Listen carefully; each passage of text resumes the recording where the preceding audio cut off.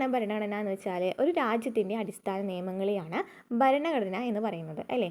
എന്താണ് ഒരു രാജ്യത്തെ അടിസ്ഥാന നിയമങ്ങളെയാണ് ഭരണഘടന എന്ന് പറയുന്നത്. അതായത് ഗവൺമെൻറ്റിൻ്റെ അധികാരങ്ങളും പ്രവർത്തനങ്ങളും എന്തൊക്കെയാണെന്നും ഈ അധികാരങ്ങളുടെ അടിസ്ഥാന തത്വങ്ങളും നിയമങ്ങളും എന്തായിരിക്കണമെന്നും നിർദ്ദേശിക്കുന്ന പ്രമാണമാണ് ഭരണഘടന. എന്താണ് ഭരണഘടന? ഗവൺമെൻറ്റിൻ്റെ അധികാരങ്ങളും പ്രവർത്തനങ്ങളും എന്തൊക്കെയാണെന്നും ഈ അധികാരങ്ങളുടെ അടിസ്ഥാന തത്വങ്ങളും നിയമങ്ങളും എന്തായിരിക്കണമെന്ന് നിർദ്ദേശിക്കുന്ന പ്രമാണത്തെയാണ് ഭരണഘടന എന്ന് പറയുന്നത്. ഇനി ചോദിച്ചിട്ടുണ്ട് എന്തൊക്കെയാണ് കർത്തവ്യങ്ങളെന്ന്. ഇതിൽ ഓരോ പോയിൻറ്സും ഡീറ്റെയിൽ ആയിട്ട് പറയുന്നുണ്ട് കേട്ടോ.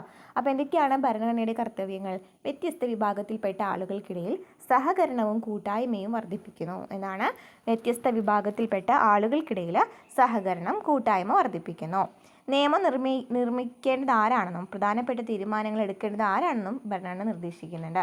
നിയമം നിർമ്മിക്കേണ്ടത് ആരാണെന്നുള്ളതും അതുപോലെ തന്നെ പ്രധാന തീരുമാനങ്ങൾ എടുക്കേണ്ടത് ആരാണെന്നുള്ളതും ഭരണഘടന നിർദ്ദേശിക്കുന്നുണ്ട്.